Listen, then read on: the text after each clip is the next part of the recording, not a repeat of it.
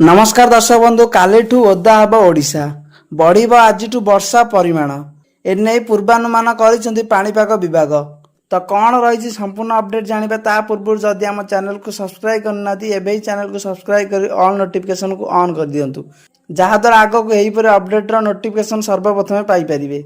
बढ़िब आजिठू वर्षार परिमाण एने पूर्वानुमान करिसेंती पाणीपाग विभाग। कंधमाल गंजाम गजपति और मयूरभंज जिले में प्रबल वर्षा होबार संभावना रही। अन्य 17टी जिले में बिजुली घड़घड़ी सह वर्षा हो पारे। तेबे दक्षिण और उपकूल ओडिशा समेत अनेक स्थान में वर्षा हेबो। सेहीपरि आसंता काली मध्य विभिन्न जिले में बिजुली घड़घड़ी सह वर्षा हेबो। पाणीपाग विभाग पूर्वानुमान अनुसार उत्तर पश्चिम बंगोपसागर पार्श्ववर्ती उत्तर उपकूल ओडिशा संलग्न दक्षिण गंगीय पश्चिम बंग उपकूल रे एक घूर्णिबलय सृष्टि होईछि। 16 और 17 तारिख रे उत्तर ओडिशा रे अधिक वर्षा संभावना रही। तेबे घूर्णिबलय प्रभाव रे विभिन्न स्थान रे वर्षा हेबो।